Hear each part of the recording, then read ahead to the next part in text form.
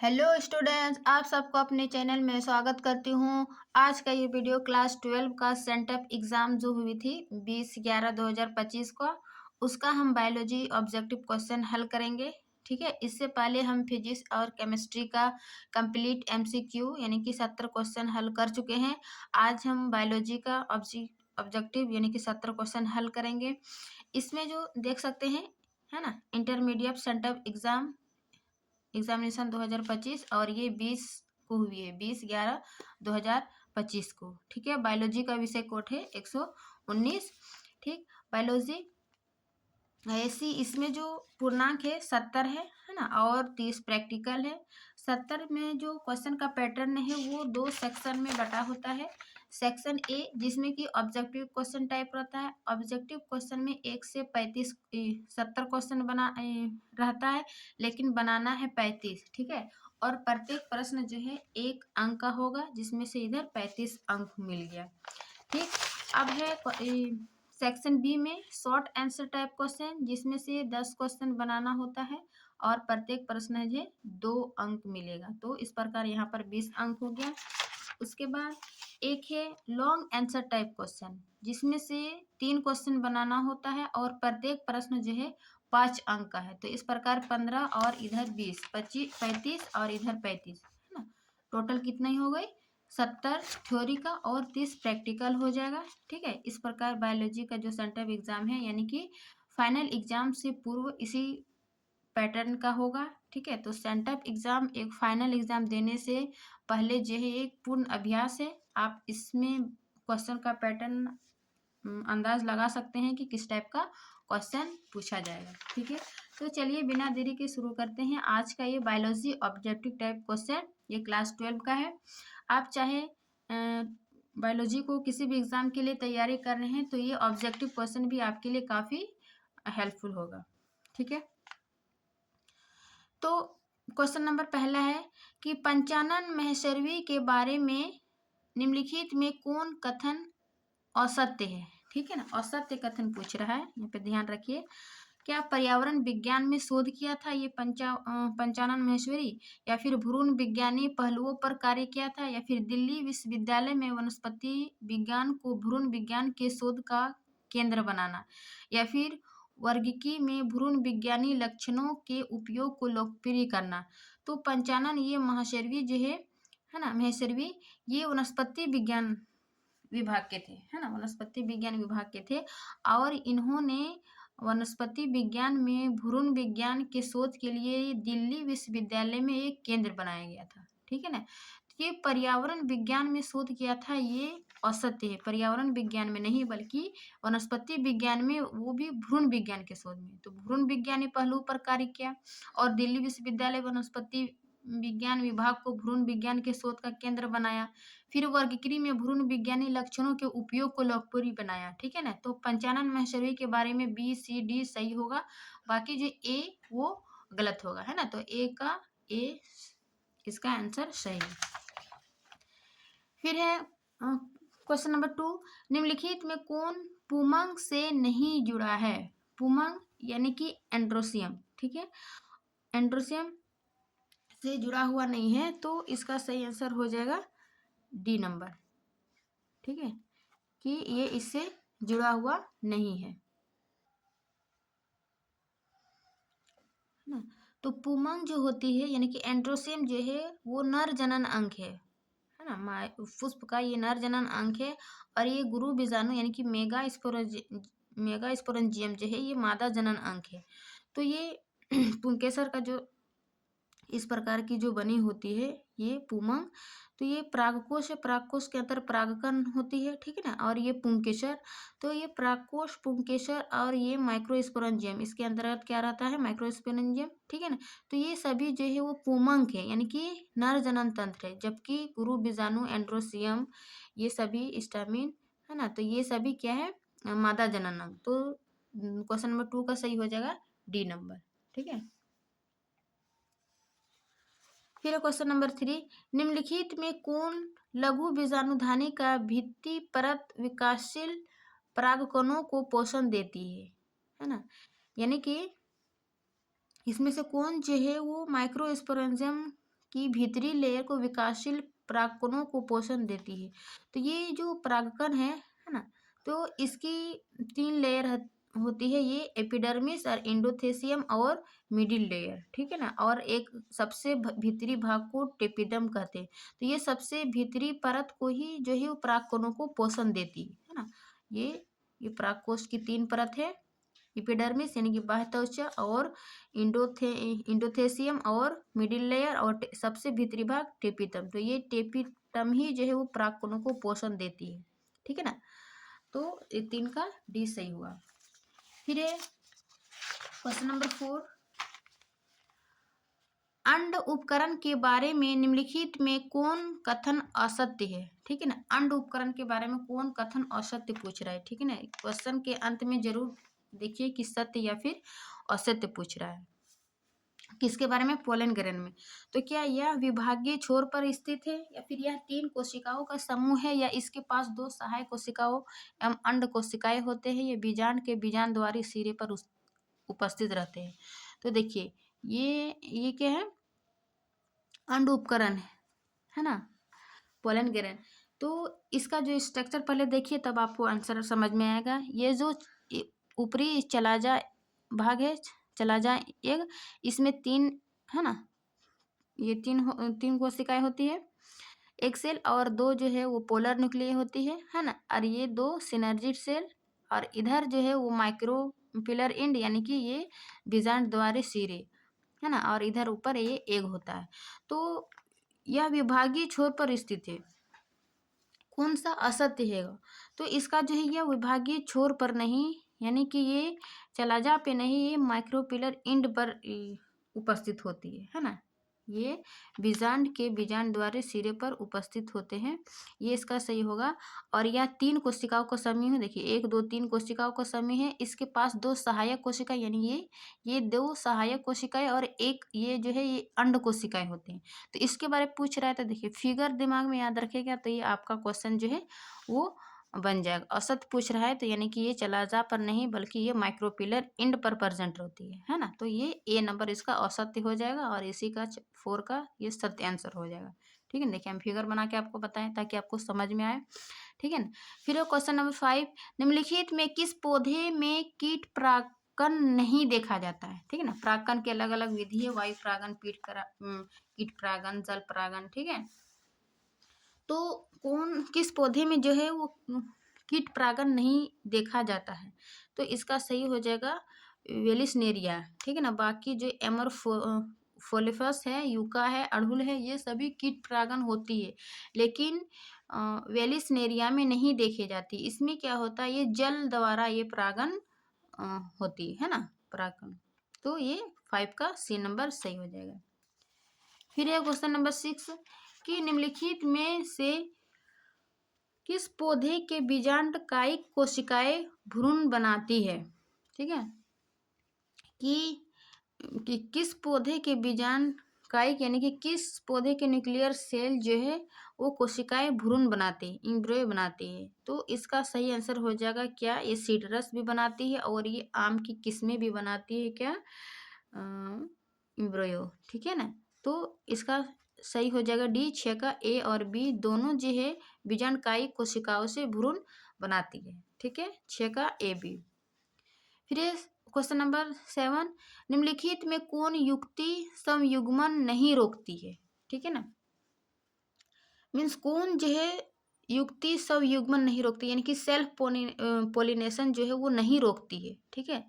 क्या है, प्राक्कन, अवमुक्त एवं वर्तिकाग्र ग्रहता का समकालीन नहीं होना, ये तो रोकती है, ठीक है ना। प्राक्कोश एवं वर्तिकाग्र का भिन्न स्थानों पर अवस्थित होना, ये भी रोकती है। क्या है, स्व असमंजस यानी कि सेल्फ इनकम क्या है, पेटिबिलिटी, ये भी रोकती है। अनुन्मीलिय परागकणी पुष्प यानी कि इसका इंग्लिश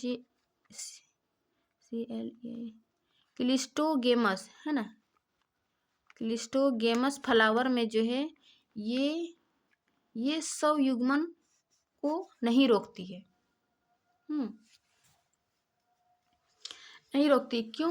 क्योंकि ये जो है क्लिस्टोगेमी फ्लावर क्या होती है, ये एक बंद उभयलिंगी पुष्प है ना, उभयलिंगी पुष्प जिसमें नर और मादा इसमें एक ही पुष्प में पाई जाती है, और ये सेल्फ पोलिनेशन जो है ये फुल करती है, ठीक है ना। जैसे कि मटर हो गया, मूंगफली हो गया, बैगन हो गया, तो ये सेल्फ पोलिनेशन को रोकती है ना, नहीं रोकती है, क्योंकि ये खुद ही सेल्फ पोलिनेशन करती है। ठीक, तो 7 का आंसर हो जाएगा डी। देखिए हम यहाँ पर लिखे थे कि ये कैलिस्टोगेमस फ्लावर जो है वो एक बंद उभयलिंगी फूल होती है जो कि सेल्फ पोलिनेशन करती है, और इसका एग्जाम्पल हो जाएगा मटर, मूंगफली, बैगन। ठीक है, तो आप एग्जाम्पल भी याद रखिएगा, यानी कि एक क्वेश्चन के साथ आपको इसका विभिन्न क्वेश्चन जो इसी के पैटर्न में, तो एक क्वेश्चन को एक्सप्लेन करके पढ़िएगा, तो इससे जो क्वेश्चन बनने की संभावना रहती है वो आपको कवर हो जाएगा। ठीक है ना। अब क्वेश्चन नंबर 8 देखते हैं कि निम्नलिखित में कौन कथन प्रथम नव दुग्ध या खीस के बारे में असत्य है। यानी कि कोलेस्ट्रम जो कि माँ के पहला दूध होता है उसी को क्या कहेंगे, नव दुग्ध या खीस या फिर कोलेस्ट्रॉम। ठीक है ना, तो उसके बारे में पूछ रहा है कि कौन सा असत्य है। देखिए हमेशा याद ध्यान दीजिएगा, हम बार बार फोर्स कर रहे हैं, सत्य या असत्य कथन पर ध्यान दीजिए। पहला क्या है, दुग्ध श्रावण के आरंभिक कुछ दिनों में निकलने वाला दूध, वही है ना, माँ के जो पहली बार जो शिशु को जन्म देती है, यानी कि जब भी शिशु को जन्म देती है उसका पहला दूध क्या होगा, आरंभिक कुछ दिनों तक निकलने वाला दूध को ही क्या कहेंगे, खीस या फिर कोलेस्ट्रॉम। फिर इसमें विभिन्न प्रतिरक्षी तत्व समाहित होती है, ये भी सही है कि इसमें जो विभिन्न प्रतिरक्षी यानी कि एंटी बॉडीज प्रेजेंट होती है, इसमें विभिन्न एंटीजन समाहित होती है। जब एंटीबॉडी प्रेजेंट होती है तो ये एंटीजन जो है वो समाहित नहीं होती है। देखिए ध्यान रखिएगा, ये एंटीबॉडी जो है वो एंटीजन बना सकती है, ठीक है ना, लेकिन एंटीजन इसमें नहीं होती, जब बल्कि प्रतिरक्षी यानी कि एंटीबॉडीज समाहित होती है। ठीक है, और डी नंबर है, नवजात शिशु में प्रतिरोधी क्षमता विकास करने हेतु आवश्यक है। ठीक है ना, तो ये तीनों कथन जो है ए बी डी सही है, बल्कि सी इसके कोलेस्ट्रॉम के बारे में ये असत्य कथन हो जाएगा। ठीक है ना, तो 8 का सी नंबर सही है। फिर 9 नंबर, निम्नलिखित में कौन हार्मोन या हार्मोन्स केवल स्वगर्भता की ही स्थिति में उत्पन्न होते हैं। यानी कि जो ड्यूरिंग प्रेगनेंसी के दौरान ही ये केवल हार्मोन उत्पन्न होती है। ठीक है ना, क्या है, ए एस्ट्रोजन या फिर प्रोजेस्टेरोन। देखिए एस्ट्रोजन या ये प्रोजेस्टेरोन जो है ये ड्यूरिंग हार्मोन के दौरान ही, प्रेगनेंसी के दौरान भी स्रावित होती है और नॉन प्रेगनेंसी के दौरान भी स्रावित होती है। ठीक है ना, मादा में। दूसरा है HCG और HPL एवं रिलैक्सिन, ये हार्मोन जो है वो केवल और केवल ड्यूरिंग प्रेगनेंसी यानी कि प्रेगनेंसी के दौरान ही ये हार्मोन जो है उत्पन्न होती है।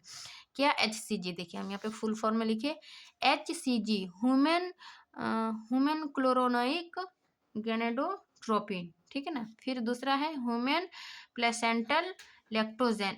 ठीक है ना, यहाँ पे, और उसके बाद रिलैक्सिन, ये केवल प्रेग्नेंट के दौरान ही स्रावित होती है, बाकी प्रेग्नेंट और नॉन प्रेग्नेंट दोनों में उत्पन्न होती है। ठीक है ना, थायरॉक्सिन एवं प्रोलैक्सिन, थायरॉक्सिन ग्रोथ हार्मोन एवं एस्ट्रोजन। ठीक, तो 9 का सही हो जाएगा बी नंबर की HCG और HPL एंड रिलैक्सिन हार्मोन जो है वो केवल प्रेगनेंसी के दौरान ही उत्पन्न होती है। ठीक है, अब है क्वेश्चन नंबर 10, एंट्रम क्या है। ठीक है ना, एंट्रम क्या है, क्या प्राथमिक अंडक में तरल से भरी गुहा, प्राथमिक पुटक में तरल से भरी गुहा, या द्वितीय पुटक में तरल से भरी गुहा। ठीक है ना, क्या है, या तृतीय पुटक में तरल से भरी गुहा।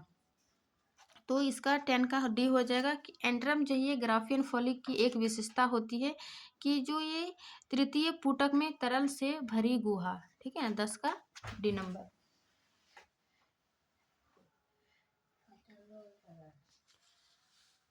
फिर 11 नंबर, शुक्राणु प्रसु का शुक्राणु में रूपांतरण डैश कहलाता है। ठीक है ना, यानी कि ट्रांसफॉर्मेशन ऑफ स्पर्मेटोजाइट को स्पर्मेटोजोआ, है ना, उसी को क्या कहेंगे, स्पर्मियोजेनेसिस यानी कि शुक्राणु जनन, ये 11 का ए नंबर। फिर है 12 का, आवर्त चक्र के दौरान गर्भाशय की भित्ति के किस परत में चक्रीय परिवर्तन होते हैं, यानी कि मेंस्ट्रुएशन साइकिल के दौरान गर्भावस्था की भित्ति के किस परत में चक्रीय परिवर्तन होते हैं। तो इसका सही आंसर हो जाएगा कि गर्भाशय का अंतः स्तर यानी कि इंडोमेट्रियम में जो है वो चक्रीय परिवर्तन होते हैं। ठीक है, फिर है 13 का, सॉरी हाँ 13 का क्या है, वृषण की शुक्रजनन नलिकाएं डैश के माध्यम से शुक्रवाहिकाओं में खुलती है, यानी कि वृषण के शुक्रजनन नलिकाओं में किसके माध्यम से जो है वो शुक्रवाहिकाओं में खुलती है।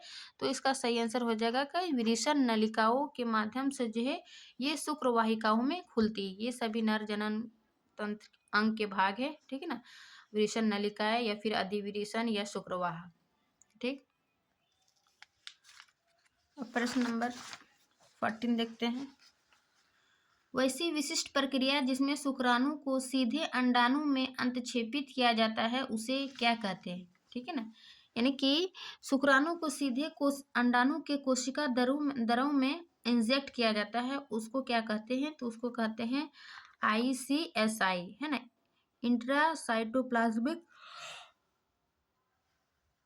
Intracytoplasmic sperm injection. ये क्या करता है, शुक्राणुओं को सीधे अंडाणु के कोशिका दरों में इंजेक्ट कर दिया जाता है। इस विधि को ICSI कहते हैं। ठीक है ना, 14 का ये सी नंबर। फिर है 15 का,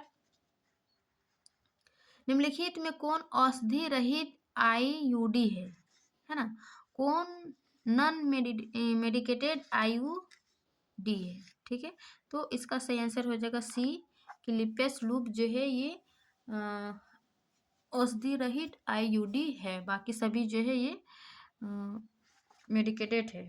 ठीक है ना, यानी कि औषधि सहित है। फिर है क्वेश्चन नंबर 16, किसी विजातीय DNA खंड के गुणन हेतु जिस विशिष्ट DNA अनुक्रम की आवश्यकता होती है, ठीक है ना, आवश्यकता होती है उसे डैश कहते हैं, उसे क्या कहते हैं। ठीक है, तो इसका सही आंसर हो जाएगा 16 का A नंबर की प्रतिकृति का मूल, है ना, ये ओरिजिन ऑफ रेप्लिकेशन कहते हैं कि जहाँ पे DNA का रेप्लिकेशन होता है, मल्टीप्लिकेशन DNA का कॉपी होता है उसी को। ठीक है ना, 16 का A नंबर। फिर है 70 का, निम्नलिखित कथनों में से हिंड 2 के बारे में औसत कथन कौन है। हिंड 2 के बारे में औसत कथन, तो इसका हो जाएगा 17 का C नंबर, कि ये एस्केरिया कोलाई में पाया जाता है, इसके बारे में औसत कथन है। ये क्या है, प्रथम प्रतिबंधन एंडोन्यूक्लियस है जो हिंड 2 DNA के उस विशेष बिंदु पर काटते हैं जहां 6 क्षारक युग्मों का एक विशेष अनुक्रम होता है। ठीक है, D नंबर, यह हीमोफिलस इन्फ्लुएंजाe से पृथकीकृत पाया जाता है। ठीक है, तो 17 का C हो जाएगा इसके बारे में औसत हिंड 2 के बारे में। फिर 18, DNA के खंडों को अलग करने की तकनीक डैश कहलाती है। DNA के खंडों को अलग करने की तकनीक को क्या कहते हैं, तो इसको कहते हैं जैल विद्युत का संचलन। ठीक है, DNA के खंडों को अलग करने की तकनीक को इसको A नंबर कहते हैं, 18 का A नंबर की तकनीक को। ठीक है ना,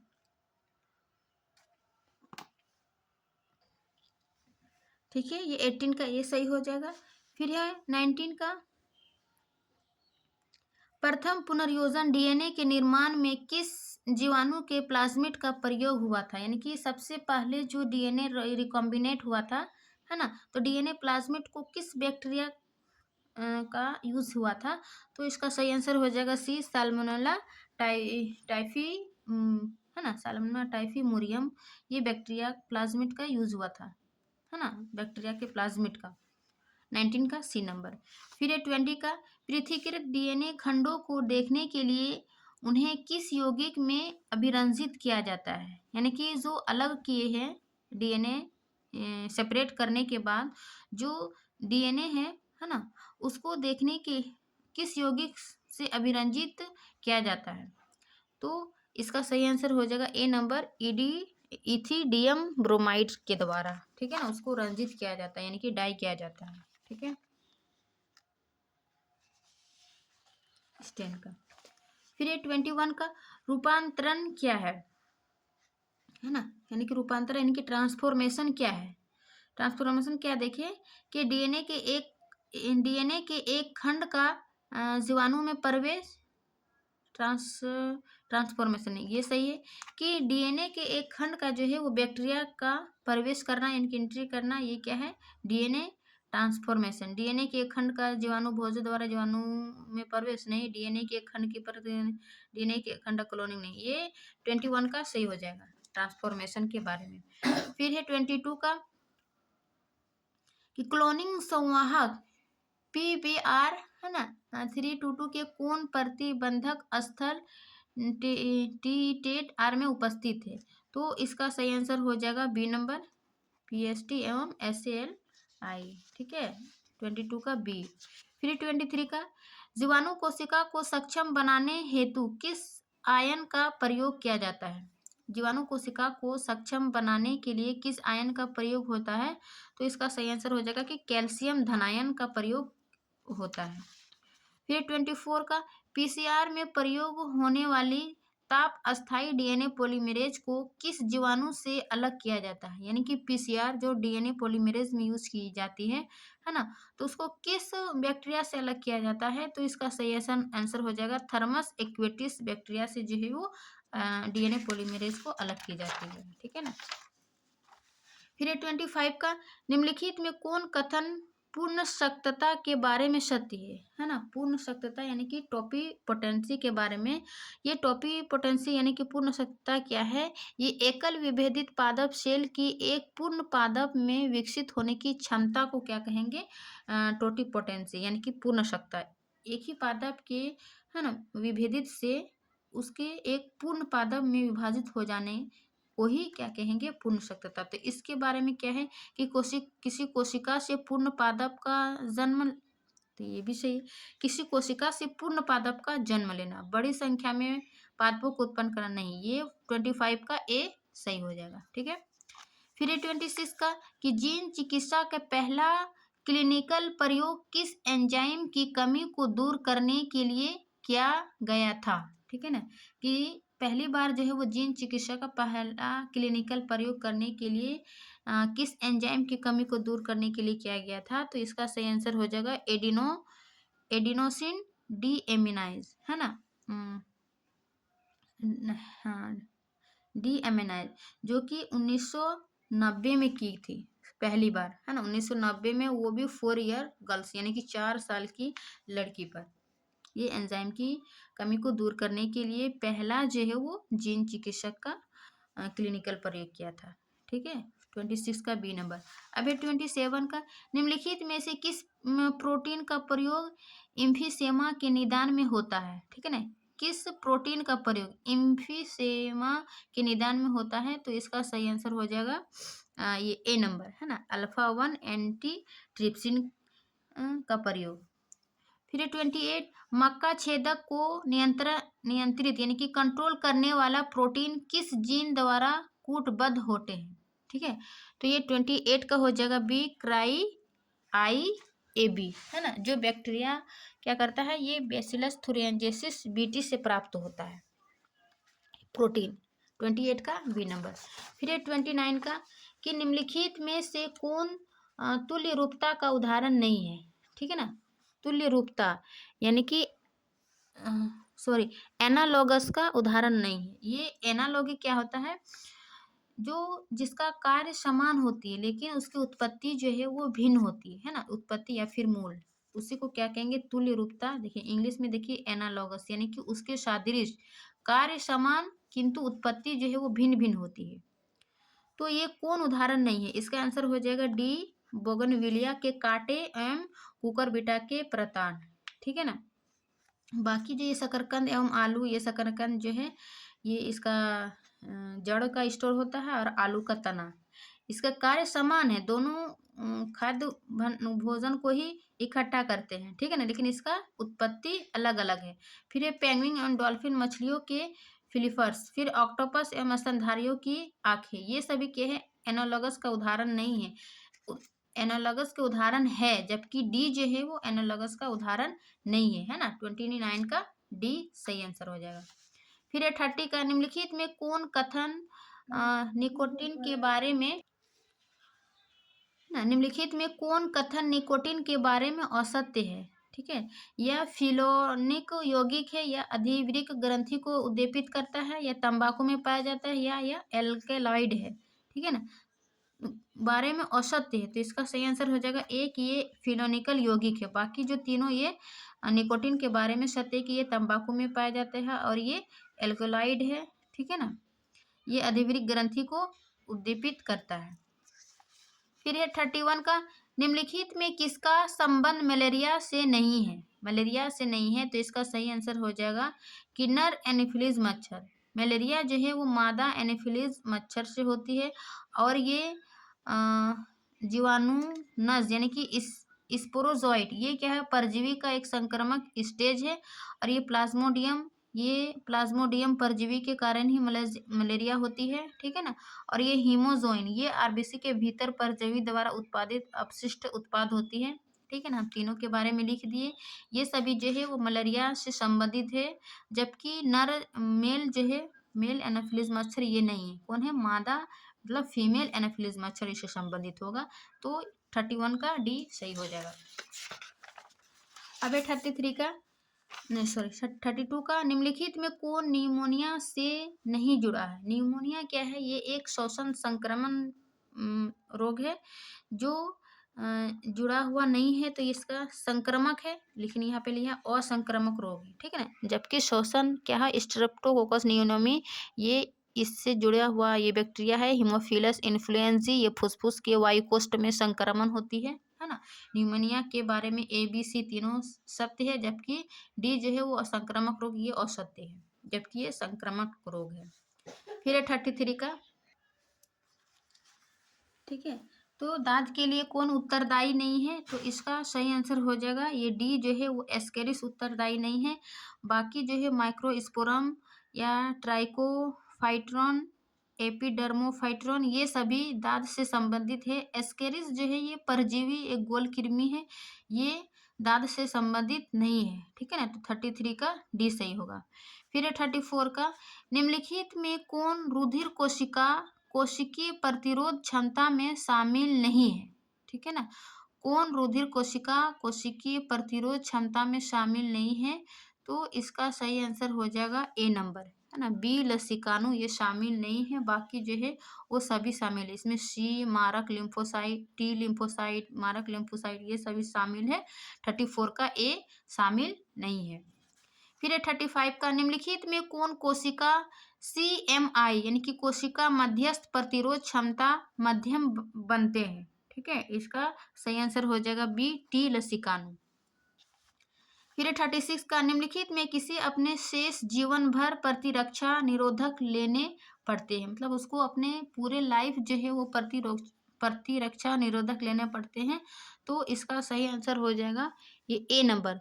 क्यों, जिस रोगी से नीरोप ग्राफ्ट लगाया जाता है, यानी कि जिस पेशेंट को अंग प्रत्यारोपण होती है ना, उसको जो है वो जीवन भर दवाई लेने पड़ती है, ताकि जो उसका अंक यानी कि दूसरा अंक लगाया गया उससे एडजस्ट होने के लिए वो अपना बॉडी जो है उसके प्रति लड़ाई ना हो, है ना, एक्सेप्ट करने में अस्वीकार ना करे इसके लिए, ठीक है ना। उसको जो है वो लाइफ भर मेडिसिन लेने पड़ता है, प्रतिरक्षा, ठीक है ना। तो 36 का ए नंबर सही हो जाएगा। फिर 37 का, निम्नलिखित में कौन कथन लैक्टिक एसिड बैक्टीरिया यानी कि है ना LAB के बारे में असत्य है। बार हम बोल रहे हैं कि इस बार जो है असत्य कथन ही ज़्यादा फोकस आपको लगाना पड़ेगा लास्ट में, ठीक है ना। तो कौन लैक्टिक एसिड बैक्टीरिया के बारे में असत्य कथन है, तो इसका सही आंसर हो जाएगा कि लैक्टिक एसिड जो है वो दही में विटामिन 1 की मात्रा बढ़ाता है, ये असत्य है। जबकि दूध को दही में परिवर्तित करना ये लैक्टिक एसिड का काम है बैक्टीरिया का। पेट में सूक्ष्म जीवों द्वारा उत्पन्न होने वाले रोगों को रोकने में मदद करता है, ठीक है। फिर ए बी लैक्टिक अम्ल उत्पन्न करता है। तो ये तीनों कथन सही है, जबकि बी जो है वो असत्य है। ठीक है। 38 का, किस बैक्टीरिया के कारण स्वीट चीज में बड़े बड़े छिद्र पाए जाते हैं? तो इसका आंसर हो जाएगा बी, ये प्रोपिओनी बैक्टीरियम सरमेनाई के कारण जो है वो स्विस चीज में बड़े बड़े छिद्र पाए जाते हैं। फिर 39 का, मिथेनो बैक्टीरियम के बारे में क्या औसत्य है? ठीक है, मिथेनो बैक्टीरिया ये जो पशुओं के रुमेन में पाए जाते हैं, बिल्कुल सही है। ये सामान्यतः अवायवीय गाढ़े कीचड़ में पाए जाते हैं, यानी कि जहाँ पर ऑक्सीजन नहीं रहती अवायवीय वहाँ पर भी ये पाई जाती है। ये मीथेन उत्पन्न करते हैं, देखिए नाम से मिथेनो बैक्टीरियम, यानी कि ये मीथेन उत्पन्न करते हैं और ये पशुओं के रुमेन में पाई जाती है और ये सामान्यतः अवायवीय गाढ़े कीचड़ में भी पाए जाते हैं। जबकि डी जो है ये थर्मो एसिडोफिलस बैक्टीरिया कहलाते हैं। थर्मो एसिडोफिलस बैक्टीरिया उसको कहते हैं जो गर्म या फिर अम्लीय वातावरण में ग्रो करते हैं, है ना। तो ये मिथेनो बैक्टीरिया के बारे में असत्य कथन हो जाएगा 39 का डी। बाकी ए बी सी जो है ये सत्य है मिथेनो बैक्टीरिया के बारे में। ठीक है। अब हम देखेंगे 40 का, निम्नलिखित में कौन कथन स्टेनिन के बारे में असत्य है? ठीक है, स्टेनिन के बारे में कौन सा कथन असत्य हो जाएगा? तो इसका हो जाएगा डी, कि इसे जो है ट्राइकोडर्मा पॉलीस्पोरम द्वारा उत्पन्न किया जाता है, ये असत्य है। बाकी ये ईस्ट द्वारा उत्पन्न किए जाते क्या? स्टेनिन। ये रक्त कोलेस्ट्रॉल स्तर को कम करता है, ये कोलेस्ट्रॉल संश्लेषण के लिए उत्तरदायी एंजाइम का स्पर्धा निरोधन करता है। ठीक है, 40 का ए बी सी सही हो जाएगा, डी असत्य हो जाएगा। फिर 41 का, निम्नलिखित में कौन ब्यूटायरिक अम्ल बनाता है? ठीक है ना, यानी कि ब्यूटायरिक अम्ल कौन बनाता है? तो इसका सही आंसर हो जाएगा सी, क्लोस्ट्रीडियम ब्यूटाइलियम जो है ये ब्यूटाराइक अम्ल बनाता है। ठीक है, जबकि ये एस्परजिलस नाइगर जो है वो साइट्रिक एसिड बनाता है, ये एसिटोबैक्टर एसिटाई जो है वो एसिटिक अम्ल बनाता है। ठीक है। फिर 42 का, वाहित मल उपचार में किस द्वितीयक उपचार के लिए ले जाते हैं? वाहित मल उपचार में किसे द्वितीयक उपचार के लिए ले जाते हैं? तो इसका आंसर सही हो जाएगा 42 का बी नंबर की बहिस्राव के उपचार के लिए ली जाती है। ठीक है ना।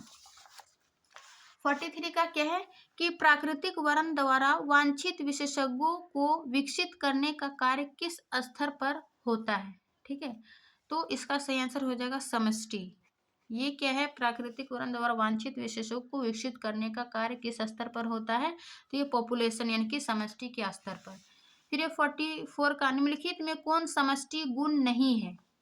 ठीक है, यानी कि कौन पॉपुलेशन का गुण नहीं है? तो इसका सही आंसर हो जाएगा ऊर्जा प्रवाह, ये इसका गुण नहीं है, बाकी तीनों जो है ये इसका गुण है। 45 का, निम्नलिखित में कौन समष्टि घनत्व पर प्रभाव नहीं डालता? ठीक है ना, कौन इसका प्रभाव नहीं डालता है? तो इसका हो जाएगा सोपकारिता। ये क्या होता है? म्यूचुअलिज्म।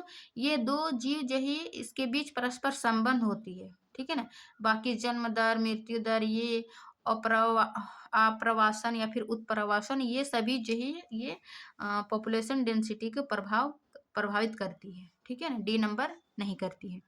फिर 46 का, निम्नलिखित में कौन पौधा विशेला हृदय ग्लाइकोसाइड उत्पन्न करता है? तो इसका सही आंसर हो जाएगा 46 का बी, केलोट्रॉपिस को। ठीक है ना। फिर 47, गेलापागोस द्वीप पर बकरियां लाए जाने के बाद निम्नलिखित में से कौन स्पीसीज विलुप्त हो गए? ठीक है ना, यानी कि गेलापागोस द्वीप पर जब बकरियां लाए गए विदेशी से, तो कौन सा स्पीसीज विलुप्त हो गए? तो इसका सही आंसर हो जाएगा एबिंगडम। क्यों? क्योंकि ये एक प्रकार के कछुआ है और बकरियों को, है ना, कछुओं को भोजन के स्रोत को नष्ट कर दिया बकरियों ने, तो ये विलुप्त होने लगे एबिंगडम। ठीक है। फिर 48 का, निम्नलिखित में कौन परजीवी का विशेष अनुकूलन नहीं है? ठीक है ना, परजीवी का विशेष अनुकूलन नहीं है, तो इसका सही आंसर हो जाएगा बी नंबर, विकसित पाचन तंत्र की उपस्थिति। ठीक है। फिर 49 का, निम्नलिखित में कौन परागण कराने के लिए लैंगिक कपट का सहारा लेता है? ठीक है ना, परागण कराने के लिए लैंगिक कपट का सहारा लेते हैं, तो इसका सही आंसर हो जाएगा ये ऑफरिस, है ना। ये क्या है? फूल मादा कीट जैसा दिखता है, इसकी फूल, है ना, मादा कीट जैसा दिखता है और नर कीट को आकर्षित करता है ना। तो ये लैंगिक कपट का सहारा लेते हैं कौन? ऑफरिस, इसी को कहते हैं। फिर है 50 का आकलित जातियों में कितने प्रतिशत जंतु है? तो इसका सही आंसर हो जाएगा कि 70%, ठीक है ना, जंतु है। फिर है 51 का अलेक्जेंडर वॉन हम्बोल्ट का योगदान क्या है? ठीक है, तो योगदान क्या है, इसका सही आंसर हो जाएगा ए कि कुछ सीमा तक किसी क्षेत्र की जातीय समूह अन्वेषण क्षेत्र की सीमा बढ़ाने के साथ बढ़ती है। ये अलेक्जेंडर वॉन हम्बोल्ट का योगदान था। फिर है 52 का रिवेट पोपर परिकल्पना किसने प्रस्तावित की? ठीक है, तो इसका सही आंसर हो जाएगा ये 52 का सी, पॉल एहरलिख द्वारा। 53 का निम्नलिखित में से कौन जाति स्पीसीज हमारे देश के लिए विदेशी नहीं है ना, कौन विदेशी नहीं है? तो इसका आंसर सही हो जाएगा मैंगीफेरा, यानी कि ये आम का बोटेनिकल नाम है मैंगीफेरा।